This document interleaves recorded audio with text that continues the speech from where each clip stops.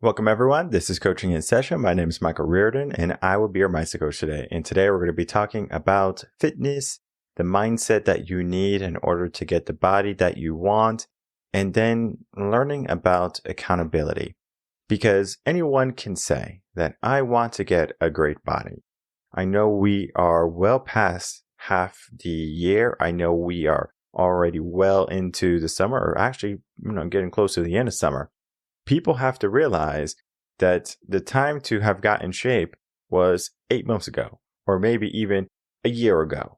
Because people could say, oh, we have to get our summer body. Oh, we have to, lose some weight to fit into our bikinis or to look good in our swim trunks and do some extra abs and we do some push-ups. And sure, right? Maybe from the outside, we might be able to get a body that looks decent, right? Decent enough, I guess you can say. But what about the inside? What about the damage that we do every single day from all the foods we eat that are not good, from literally even going in all the way to mindset, from the thoughts that we have? And I'm not even talking about the negative thoughts and turning them into positive thoughts. I'm talking about the aspect of we are not giving ourselves the life that we want, the life that we need, the life that we desire, whatever you want to consider it. We are not giving ourselves that path. We are just kind of haphazardly going on this drive of life, this journey of life. And if we don't like where we are, we give ourselves a mindset of, this is just how it is. Our circumstance takes over. But today I'm going to be having a guest that's going to come on that is going to be helping you understand that you are not your circumstance. You can be bigger than that. The only aspect is you have to be accountable. You have to want it. If you always give yourself this idea of it would be nice rather than I'm going to do everything in my power to get it, you'll never have it. So let's begin to learn how to get the life, to get the body, get the mind that we want, because our highest potential, the confidence that we seek, the mindset that we're going to gain is going to be helping us. If we can reach it, there is going to be an aspect that we have to overcome our weaker self and the thoughts and the lifestyles that we currently have. We're going to be doing that today with my guest, Justin Groth.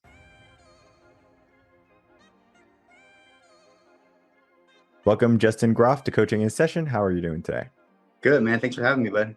No problem. So we're going to be talking about your work as a fitness coach, helping people get to their highest potential, bulletproof mind, and helping them build confidence. Everything society is lacking today, you are helping them reclaim it. In your own words, can you tell the world who you are, what you do, and how you help? Yeah, so my name is Justin Groth. I'm a personal trainer, master trainer, entrepreneur, fitness entrepreneur. I have my own personal training business here in the Central Coast, California, where I live. I'm a former competitive natural bodybuilder, which means drug-free, no steroids. That was in a past life that ended around 2011, but I still maintain the bodybuilding lifestyle to this day. Anyways, I work with people anywhere from 30 to 50 years old. Typically, that's my demographic. Typically sedentary, typically female, and also kind of peppered in here and there, some youth, some older people that want to just reclaim their fitness or get back into start their fitness journey. So really kind of a wide range of people I work with. But generally speaking, my main focus is to get people moving, to get people healthier, to get people understanding the perks and the benefits of this fitness lifestyle or just eating healthy and understanding that it doesn't have to be this food prison you live in, this workout prison that you live in. You can actually get very, very substantial results if you adhere to a structure that fits your lifestyle. And that's, I guess, at the micro level, why I'm here, why I do what I do, because I help people at a level that's subjective to them, not just an overcast one fits all approach, even though those approaches can work very, very well. A cookie cutter approach can work very well, but people oftentimes have different setbacks, have different, let's say, mental setbacks that cause them to not be able to follow through with the plans that we set, or not follow through with just the things that they've set in general. That's where I hold them accountable. I keep them in a program that allows them to grow, mature, and be incentivized by the progress that they're getting. In our world today, especially like here in America and society, there is a big box named gym almost at every corner. It's very similar to like McDonald's and Burger King and Taco Bell. They're everywhere. You have your like LA Fitnesses, your Golds, depending on where you are. They have 24-hour fitness. Orange Theory is a big one also, where they have all of these choices. And some people will swear by them. Some people sign up, they never go to them. What makes your facility different? We work with people that need one-on-one attention. And even though there are trainers that at these big box gyms that give one-on-one attention, it's never private. It's not even semi-private. We have a fitness style boutique gym, I like to call it, because it's very posh, it's very clean, it's very organized, it's very quaint, it's small, but it allows me and all the trainers that work here to be able to be very personalized with the person. Now, one thing I've noticed that when I worked in big box gyms is that I don't get the most productivity from the person if they're worried about what everybody else is thinking on the sidelines. And that more often than not is the case, especially when you sign up with a trainer that's in as good a shape as I am, and you work with that trainer when you're in no shape, and you see everybody around you that's in somewhat shape, and that you may have to put that person in vulnerable positions to do certain exercises, and they may not like that. And because of that, they ball up. They don't give you their full 100% that they could. And then that obviously attenuates their productivity, attenuates their results down the road. And if you're after results, if you're a trainer, you're after results, you need to understand how that person take in their environment. And you have to be able to read cues and really just linguistics, right? Facial understanding of where that person is at with what they're doing, what they're having them do, what might make them feel uncomfortable. And oftentimes the gym, the public gym, you can only move that person in so many locations because there's so many people around them. Being in a personalized space allows you to put that person in positions to get the most out of that movement. Maybe they're vulnerable, maybe they're not, but at least they're not worried about everybody around them watching them or looking at them. And, you and I both know, being in the gym, we don't look at anything. We're focused on us. We're not focused on the person that's getting personal trained. But they don't see it that way.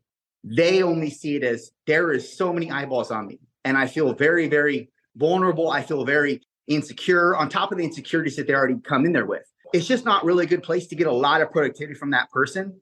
And 9 times out of 10, trainers don't retain their clients in those spaces because it may not be the trainer. It may just be the environment. And they just don't want to show up in that environment. But here we have a private, semi-private space. So sometimes there'll be one other trainer working alongside of me, or maybe 2 at most. But either way, it's a far more enclosed environment, not open to lots of eyeballs to view that person work out. And they can get their workout in. They're very productive. They put a lot of energy and effort in. And because of that, they get a lot more result. Yeah, definitely an intimate situation.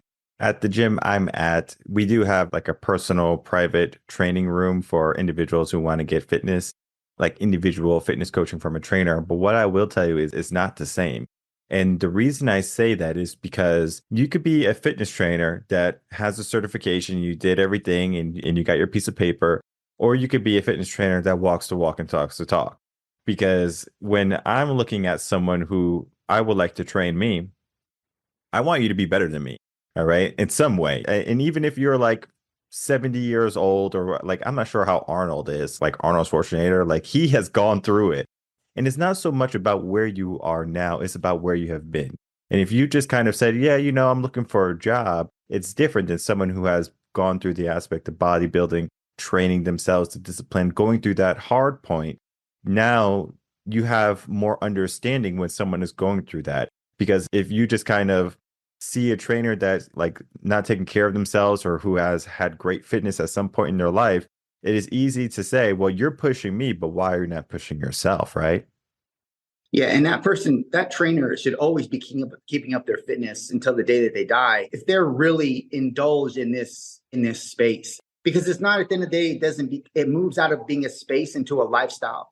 And so now this is a habit, a behavioral pattern that this person is indulged in throughout every single day of their life, 365 days a year. They're very conscientious of this. They're very conscientious of the foods that they eat, if they worked out or not, how hard they work out. They're constantly monitoring themselves and collecting data as a result. And that is what makes them better for the person that they're going to be able to train. Even if that person knows how to do that sort of thing and they're not keeping up with it, my level of respect goes down for that person in terms of them taking care of another person. It's like a doctor that stops practicing or stops his continued education. How can you keep up on the latest let's say, cures, I don't know, for lack of a better word, if you're not consistently practicing and having your head in the books and having your head in the know. You can't. And therefore, you can't properly cure that person to be better. That's just a loose illustration, but you get my point. That person should be submerged in this as a lifestyle because that's what they believe in, because that's what they're teaching. This is not necessarily something that, say, you get started with the certification, you get the wheels in motion, but then you get your feet wet from constantly learning and through experience with people and multiple years of this. And that's how you become good. It's not through just certification alone. It's through experience. It's through different movement mechanics and being able to diagnose different movement mechanical patterns and et cetera. But just to tie it up, people should still be in this space. The trainers is what I mean, should still be facilitating this space till the day that they die. They should be adopting this as a lifestyle, and this should be just a way of life for them. Very true. I think back I'm not sure if you watched the movie Roadhouse with Jake Gyllenhaal, and he was basically ex-MMA fighter for the UFC or something along those lines. And he had to go through a whole body transformation. I believe he had a personal trainer for about a year and a half, I believe. A strict regimen, strict diet, strict workout. And the facility he used is very similar to the one that you are probably working in because, he just had that one-to-one person. And I'm talking about there was no one else in the room. It was just him and the trainer. And they were working at making sure he got the best body. And even when he had to do the scenes and stuff for the film, the trainer was still there saying, okay, let me, look at what you need to be, talking to the director, what type of body, physique and everything. It was a lot of work and a lot of dedication. Not many people give themselves this aspect of lifelong commitment to fitness or a year and a half commitment just for a movie. I'm not saying he's going to keep that body, but many people, they kind of fall into life. They get dad bod or, they, have a kid and they just kind of let themselves go. How can we not fall into the habits of the descending lifestyle and keep maintaining the results that we have when we were younger? With Jake Gyllenhaal, I'm going to push back a little bit on Jake. And really, any actor that gets ready for a movie role, that doesn't mean anything because they're getting paid millions of dollars and it's not the same thing. There's a shiny object in the corner of their eye at all times on top of building the body, right? Nobody else has that. Nobody else has that ability to get ready for a movie and get paid millions of dollars for a movie to get ready for a few months spread filming. That's not real life. So the incentivize over, or the incentivification over Jake Gyllenhaal or over any actor that gets ready for any movie is bullshit. It's stupid. It doesn't mean anything. They're getting paid lots and lots of money. And you or I, if we were getting paid $100,000 to go to the gym for 6 months, come on. Of course, anybody would do that because you're getting paid to do that. It's not the same type of dynamic, right? But when you take somebody that kind of centered on your point, when you take somebody that doesn't have these incentives or shiny objects to run after, the only incentive is, I don't want to die young, or I don't want to feel this way any longer. The buildup has to be a frustration that they no longer want to feel any longer. That's the only thing that's going to get them to push down that door and do this thing repetitively every single day, or at least when they're scheduled to do it. When I say scheduled, I mean with their workouts, etc. And a lot of times the trainer holds them accountable for that. And a lot of people can't do it without a trainer. I have many clients that would not work out if it were not for me. And these clients only work out twice a week, sometimes 3 times a week. That's it. And these are half-hour sessions. So it's even without me, they wouldn't even do that. Sometimes these people need that accountability, or they need something to look after as their shiny object. Money drives everybody. Money, fame, reputation, that drives status, that drives a lot of people, okay? When you don't have that to look after as the reason why you're going to indulge in fitness, it's got to be because you're tired of feeling tired and sluggish and looking like shit and feeling like shit on a day-to-day basis. You have to be so frustrated and fed up with it that anything else out of this frustrated space is better than what you live in right now. But why would people get into the aspect of frustration when they can just give themselves the mentality of body positivity? I'm not sure if you saw the most recent swimsuit illustrate cover. It was of a woman who is obese. And we can just say, well, she's beautiful. She has long hair. She's, seems feminine to a certain extent, but she has some extra pounds on her. We can go to clothing stores. They have bigger size figurines for the mannequins now. Like everything is starting to change. Our mind is starting to get away from what is, I guess you could say, a fit body. And now it's more of a normal body. So like it's okay to be a little bit overweight, or it's okay to not go to the gym and work out every day. Yes, of course, we want to give ourselves, the idea of being fit and being healthy. But, like even if we look at the clients who need you, for those 2 to 3 times a week, we are getting away from being self-accountable. Trends and times of the age can be dynamic, but delusion will always be static. And so there's an element of delusion that can exist with that person. There's never a time, never a time for you to be overweight. There's never a time or a reason or an excuse you can give me or anybody that allows or absolves you from the element of being healthy and being physically fit. That doesn't mean you need to just have six-pack abs and have shredded glutes. I'm talking about you being physically fit and healthy. In the 30s and the 40s, we never had this issue. Obesity wasn't a thing. You could go back and look at black and whites and everybody is thin. Every single person. Now, the reason why they didn't live longer is because they didn't have the cures or the remedies that we have nowadays. But the fact is, delusion will be static forever. And I do not live in a delusional world. I live in what's reality, and I live based on data, statistics. And we know that when you eat in that type of a lackluster frame, you're going to be less healthy as a result. You're not going to be your best, not only physiologically, but psychologically, mentally. So if you want to talk about mental health and you want to go down that avenue, well, these are very tantamount to one another. Good mental health is going to come from you respecting yourself, which comes from respecting your body, which comes from respecting what you do with your body, which means you monitor what you put in your mouth and you work out, you move your body, which that's what it was intended to do. That's how I stand on that. That's where I stand on that, rather. I stand with you. I believe that we have an issue, but we have to look at what society is doing in a way and move with it, not to follow it, but move with it to adjust it. It's almost like Hapkido. Like I'm not sure if you're familiar with that martial arts, but you use the leverage of what is the opponent. And the opponent is going to be social media. It's going to be mainstream media, news, stuff like that. You go on MSN, you got these blog articles and things along those lines. You have all of this misinformation, maybe if you want to call it that, that is not helping people be better and live better.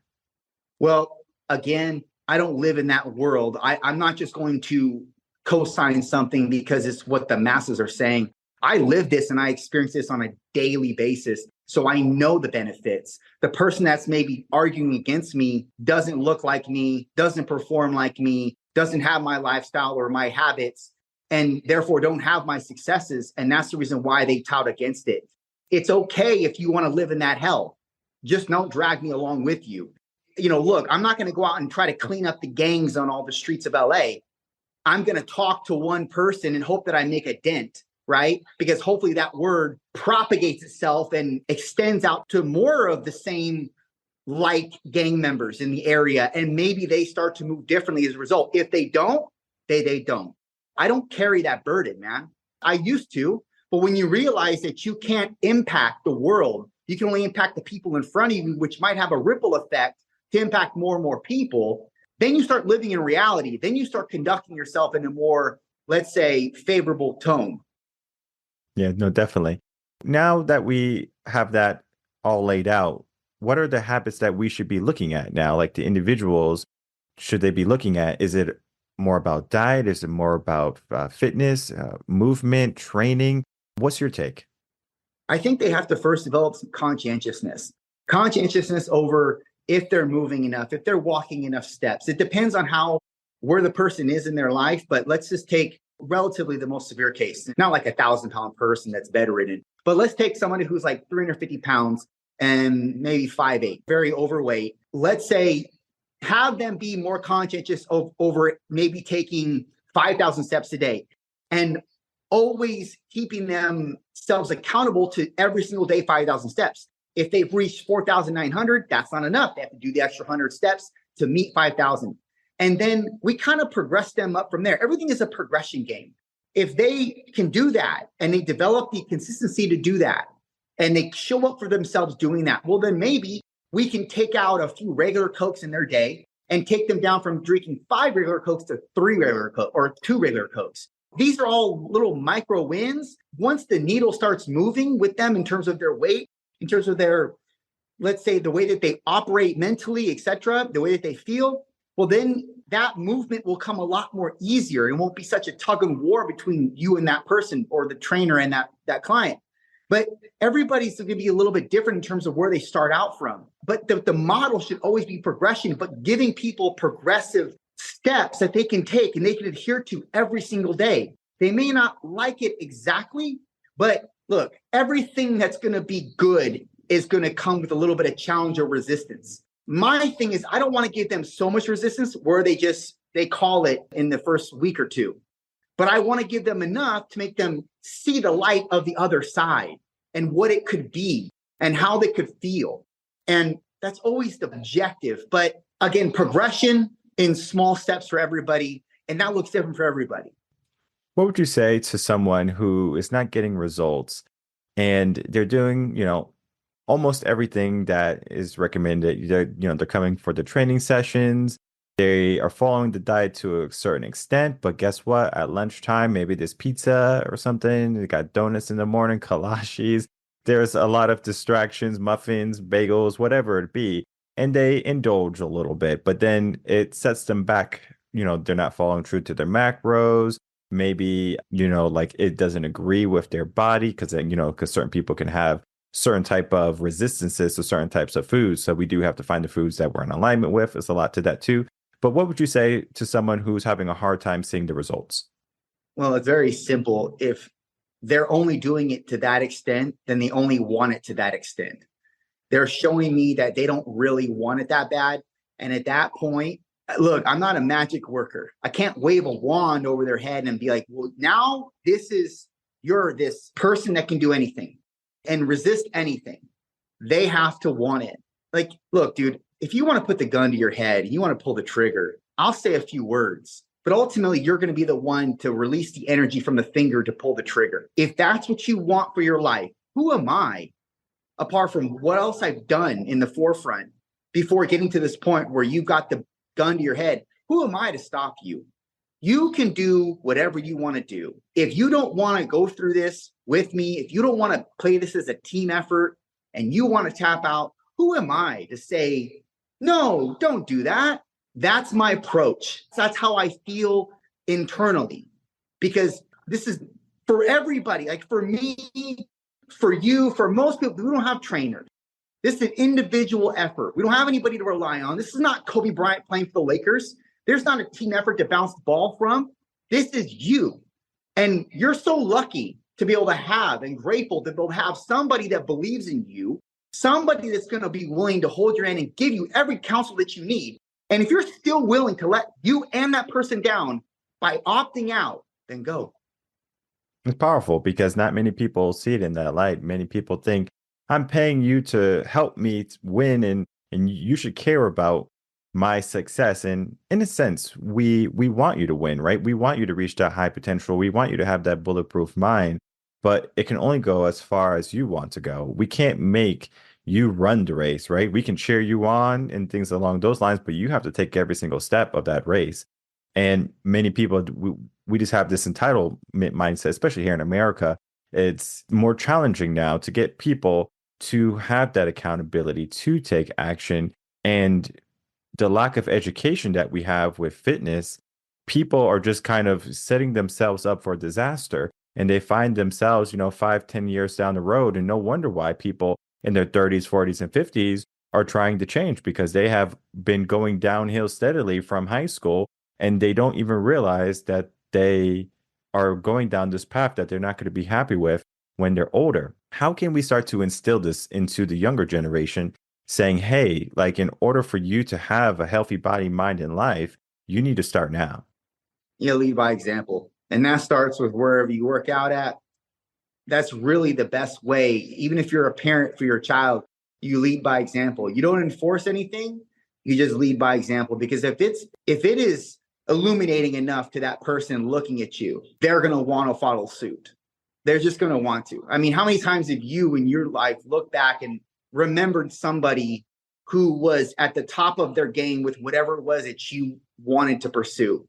You looked at that person, you emulated that person, you even maybe copied their style or maybe their speech, but you did it because you admired that person. You only admired that person because they lived and they walked the walk. They led by example.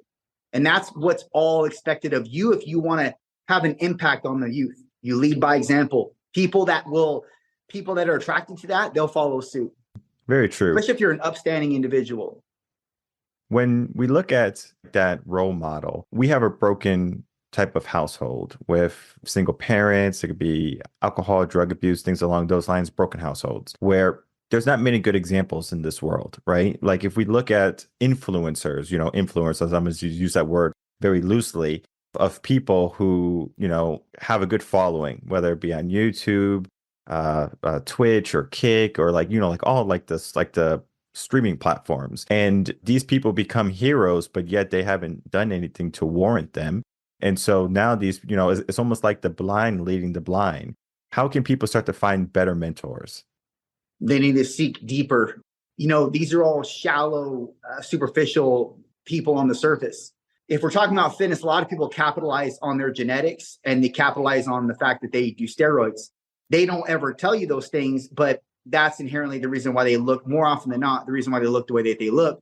You're 9 times out of 10 not going to come across somebody who looks like me and is not doing some type of something. And I have been natural my entire life, but I've reached a threshold. I'll never get any bigger. I'll never get more muscular. I hover around 200 pounds and I'm 5'11". I'm not this behemoth. I'm not a Bradley Martin. I'm not, fill in the blank. But the point is, transparency is something that's not necessarily pedestalized. And people only see what they want to see. They don't, and really some of these people, they don't even know. They don't know that these people are on performance enhancing drugs. And that maybe that coupled with their genetics is the reason why they look the way they look after a year's time. You can't get anywhere really substantial in a year. Even if you're an untrained athlete taking all the supplements under the sun with the best trainer in the world, you still can't get that far in your physique in a year. But when you couple a performance enhancing drug on top of it with great genetics, you respond at an elite level, well then, yeah, you have something to write home about. And that's what these kids are seeing, and that's what's drawing them in. But at the end of the day, why are these influencers doing it anyways? It's probably to gain some financial compensation from. You don't want to cancel them for that, or you don't want to put a pejorative on them for that, but it's just that's inherently the reason why that they're doing what they're doing. Or else they would just not document anything, not have a YouTube, not have an Instagram where they post 27 stories a day on. You know what I mean? They would just live their life, right? They just live their life. There's almost always an agenda over everybody and what they do. There's always an incentive, an agenda. There's always something at bay that person's trying to capitalize on. And that's the reason why they do what they do. And maybe a lot of people, a lot of kids coming up, the youth, they're not privy to it and they fall prey to it. Well, I always say this, that there's an integral component to that falls on, or there's an onus that falls on the person that's peddling the subject matter, peddling the, let's call it information. I think that if you're doing something, you should be transparent about it and tell kids, hey, this is me. This is what I've done. I have good genetics. You're not going to look this way. You may look half of me, but at least you should still train hard. You should eat this way, blah, blah, blah, blah, blah. Too many people want to take credit over things that they didn't build. Yeah. And we just have those influences that are always going to be there. And we do have to understand that the life that they have is a reason for that. As you said, it could be monetary gains, but you have to figure out what you want, because it might not be money. It might be that if you're, again, in your 30s, 40s, maybe you are a new parent. Maybe you want to be able to run around with your kids. And if you have tried to do it and you have failed, you might get that wake up call. So you have to figure out what type of lifestyle you need and then be committed to it, because anyone can start going to the gym or start working out or get a trainer and stop. It's that long game, because I know many people who will start, they might have a trainer for the first 6 months and they're not seeing the results exactly as they wish. But then they keep on going, and typically around month 9, they're like, okay, now I'm starting to see a big difference. It takes time for the body to change. You have hurt your body for so long. If you think about it, if you started hurting your body at 24 and you're now 34, that's 10 years. And literally in 9 months, you expect your body just to be healed. It takes time. Our conversation today is just a start for people to realize that they can make a change in their life. As we begin to wrap up, I would love to get some final thoughts, some final words from you, and then for you to tell the audience where they can find you. Sure. I would say that I tell a lot of my bodybuilding clients is, if you're not, because you mentioned, after 6 months, they're not seeing progression. They're not seeing what they're saying is, I'm not seeing the expectation that I once had going into this be fulfilled yet. That's what they're really saying. And I'm on the other end saying, don't have any expectations. Just win each day. If you win each day, all these days that you win, they compound.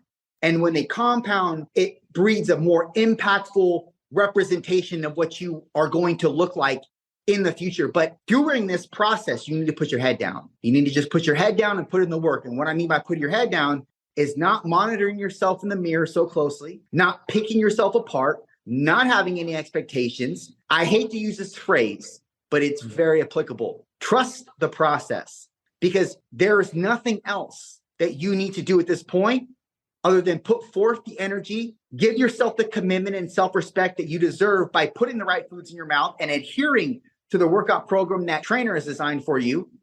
Put your head down, put in the work. You will get out what you're supposed to get from putting in whatever you've put in your work, etc. If you don't take this seriously, you don't give yourself that commitment, you're only going to get what you put in. And this is analogous to building a business. This is analogous to you becoming a rich, wealthy person. You're only going to get out what you put in. If you're telling me you want to be rich, but you're not willing to put in the work or the back end work towards building whatever it is you have you place meaningful value in, well, then you're not going to get anything out of that, and you're not going to become as rich as you like, because that idea only exists for the people that are willing to chase it. So does your body. Your body only exists if you're willing to chase it. If you're only willing to put in half-ass effort, that's what you get. So people need to do they need to do less of analyzation and more of just the energy, putting forth the energy and putting in the work. That's when the real magic happens. When they put their head down, they don't try to analyze or dissect their bodies or where they are in the state of the process. And they just do plug away, knock every day off with a win. That compounds. That's when the real magic is seen in the mirror. But you're just going to further frustrate yourself if you have these arbitrary and nebulous, let's call them expectations. You're just going to further dig yourself into this rut of these arbitrary expectations made up. Like, you manufactured them. Why does that exist? How about you just put in your work for this day, knock the day off as a win, move on to the next day? Because that's all you really have anyways. Stop putting these expectations on yourself. All you can do is your best right now. But the great thing for you is when you compound these days over 2 or 3 years, and your interactions with people are going to be insanely different. And what you're going to attract to you in terms of people, opportunities, etc., are going to be insanely different and more vast. All you have to do right now, focus on right now, is putting your head down and putting in the work. You are not exempt of the work. Everybody must go through this process if they want to build themselves into anything. Mm-hmm. And where can people find you? You can find me on Instagram, obviously, Justin Craig Groth. There's no underscore or space, just a straight Justin Craig Groth. You can shoot me a DM on Instagram, or you can find me on, we just launched a fitness app called Elite Mind and Fitness, and that's on the Google Play Store and the App Store. That's where I customly coach you. You can get a starter plan for your fitness. If you just want a plan or a structure, you don't know what to do going in the gym, we got you covered for like $20 a month. And then if you want to get a little bit more comprehensive with your plan, where I get a lot more involved, and we parse out actually targeted macros for you, a targeted workout routine. And we have coaching calls once a week. That plan is $299. And it's a comprehensive coaching plan. And you can find all that on Elite Mind and Fitness. Perfect. And I'll make it easy for everyone. All of that's going to be in the description box below, so people can follow you on Instagram, reach out to you with a DM. They can check out the app to learn more about what they can get. And that's important for people to understand, that there's going to be people there wanting them to be better, to do better, to reach that high potential, to get a better, stronger mindset for the aspect of a good and long life.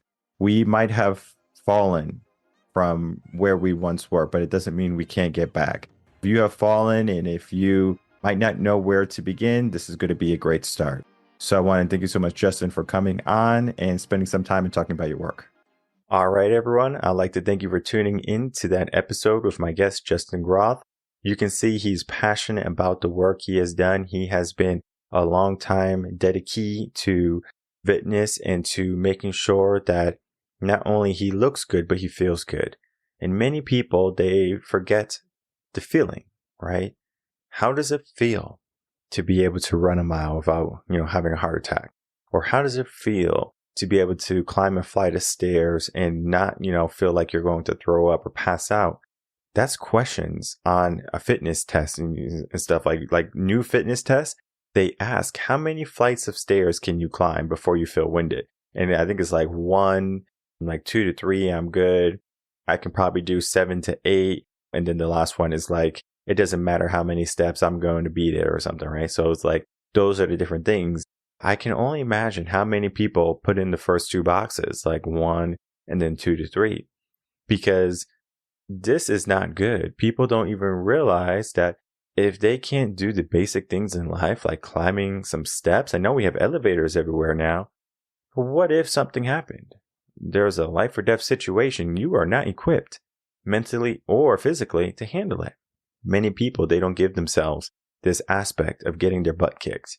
Even myself, I am constantly thinking, do I need my butt kicked again?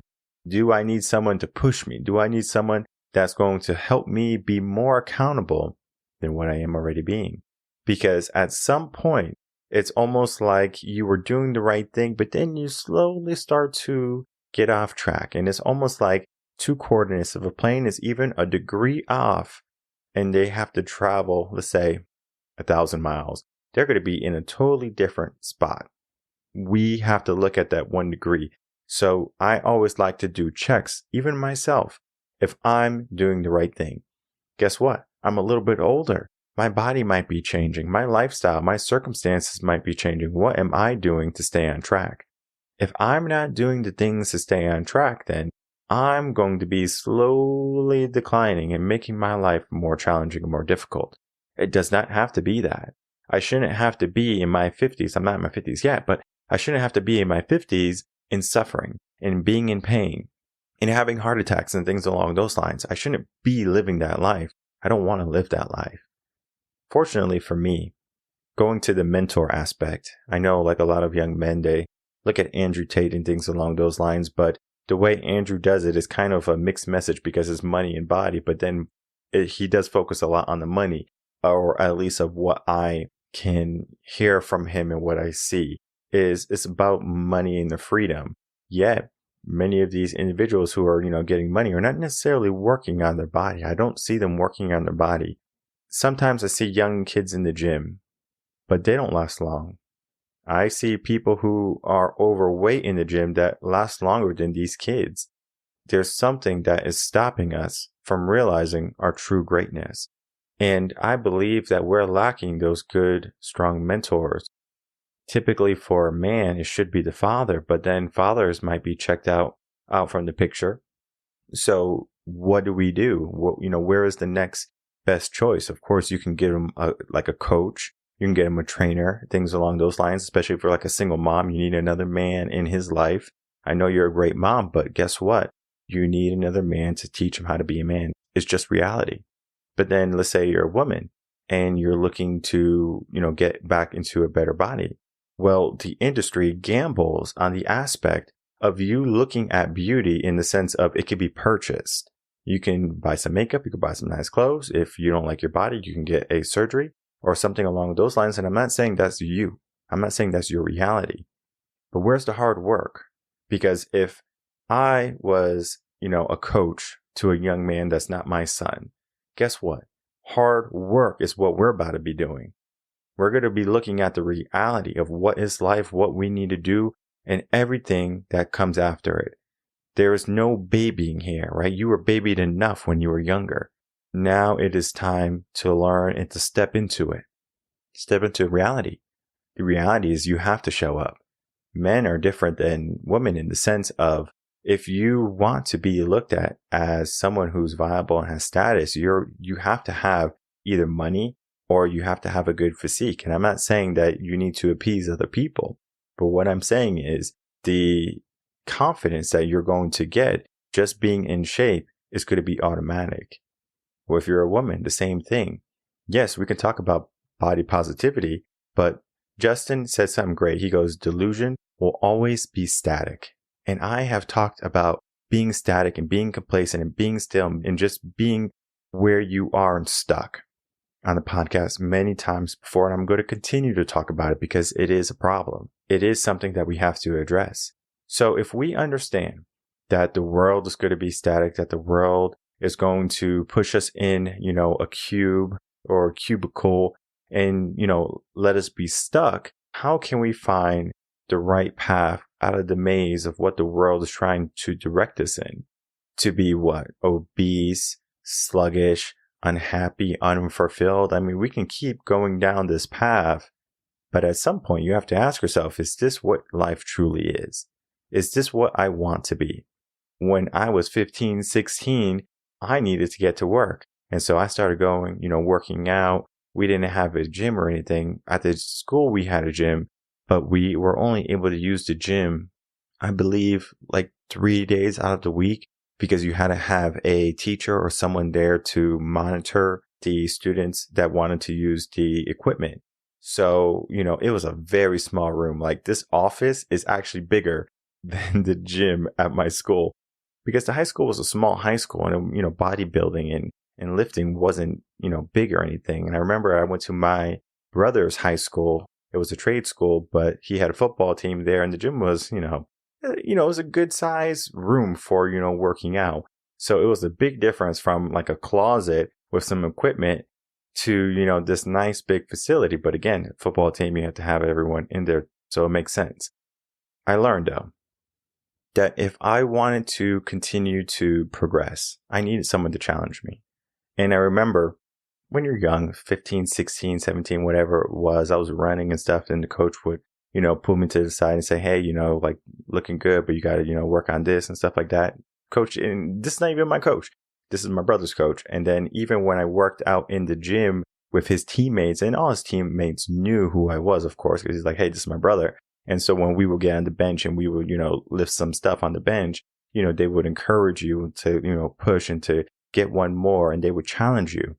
We don't necessarily have that, especially when we leave a team type of situation. So if you're on a football team or a basketball team, you have people pushing you. But at the end of the day, most of the time, the only one that can push us is ourselves. And I'm not saying that you should need to push yourself. It should just be automatic. The gym is automatic. It's already on my schedule. It's there. When I'm at the gym, it might be a battle depending on what is going on in my day, in my life. I mean, I'm not saying that I'm perfect. I'm a busy individual with human problems, a lot of things going on. I'm juggling a lot of things, but it doesn't give me the out that if I want to continue to do the things that I love, my health and fitness have to be paramount. And if it's not, I'm going to falter at some point. So figure out what you need to do in life, that you want to do in life, and begin to create a process for yourself. It might be, checking out what Justin is doing, checking out his Instagram, giving him a follow. I already followed him. Or looking at his app and beginning that process, because we all can make changes in our life, but not everyone is going to do it readily. They might wait for a bad moment, but I want you to take right now, this moment right here, to give yourself a new mindset for change, for some adjustment, and then from there, begin to live the life that's going to create so much more abundance than you can have ever have imagined. My name is Michael Rearden. I'm a mindset coach. If you have any questions, email me coachinginsession@gmail.com. And I'll see everyone on the next episode of Coaching in Session. Until then, everyone, take care.